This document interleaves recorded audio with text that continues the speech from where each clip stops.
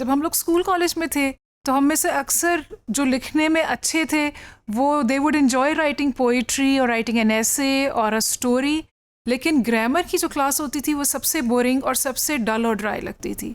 शायद यही वजह है कि अक्सर हमारे कोई कॉमन एरर्स हैं जो अब इतने there a part of our language that we don't even know that those are errors, and that's why it's important if you want to take up writing professionally to get your grammar and punctuation right. Even if you have done a lot of good research, आपकी planning अच्छी है, आपने मवाद अच्छा इकट्ठा किया है और आपने उसको लिखा है, अगर आपकी ग्रामर में कोई कोताही होगी और if it lags behind other writers then the reader will feel कि आपकी क्रेडिबिलिटी नहीं है। उनको शक होगा कि शायद जो बाकी भी आपने इन्फॉर्मेशन दी है पता नहीं वो भी is it reliable, is it trustworthy और not. So that kind of makes a dent in your reputation as a writer, even though people can understand what you're saying. लेकिन ग्रामर से एक आपका इम्प्रेशन पड़ता है और पंक्चुएशन से भी इम्प्रेशन पड़ता है भीतर, ठीक है। और कई दफ़ा तो आपके मीनिंग्स भी अगर पंक्चुएशन गलत हो तो उससे चेंज हो जाते हैं। Let's look at some common errors that all of us are making in our language today. उसमें एक मेरा बहुत फेवरेट है जो हमारे सारे टीवी के ड्रामों में भी अक्सर होता है, You are not taking me serious. Actually, it's an adverb and it should be you are not taking me seriously. That's the correct version. लेकिन हम उसको गलत वर्जन को इतनी दफ़ा सुन चुके हैं कि हमें लगता है कि अब यही ठीक है।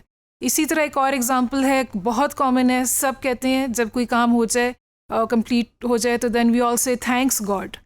Actually, the correct phrase is thank God. The S is surplus in there. That's the correct version. इसी तरह से अक्सर ये सुनते हैं कि लोग कह रहे हैं कि हम गॉसिप्स करते हैं। Let's listen to some gossips, or I have some gossips to tell you. Gossip is never used in the plural.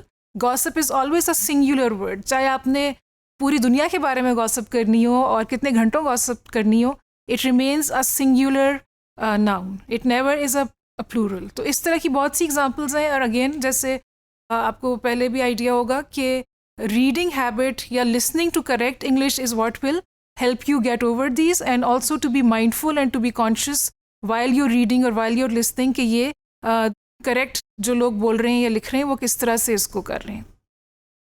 और इसी तरह से एक और भी है biasness का word which means prejudice, commonly use होता है, हालांकि the actual word is bias.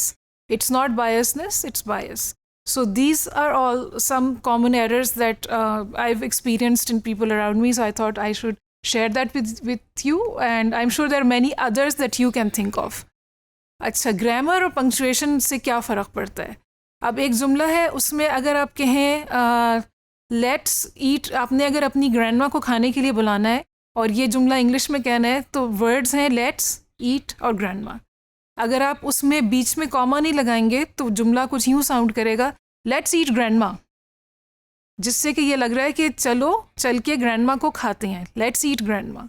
अगर आप कॉमा सही जगह पे लगाएंगे, लेट्स ईट के बाद कॉमा लगाएंगे तो फिर ये जुमला बनेगा लेट्स ईट ग्रैंडमा, यानी ग्रैंडमा आइए हम खाते हैं। So that's how sometimes incorrect punctuation can create funny situation, but it's incorrect, and it as a writer it takes away from your authority and from your credibility. So these things are important. इसी तरह एक और है कि hyphen जब आप use करते हैं, अगर आप कह रहे हैं watch out man eating apps, इसका ये मतलब है कि वॉच आउट करें, ख्याल रखें, एक शख्स जो है वो एप्स को, बड़े बंदरों को खा रहा है।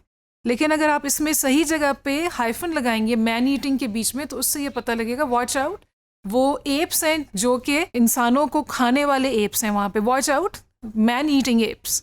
So that's how it changes the meaning and sometimes it can create confusion also.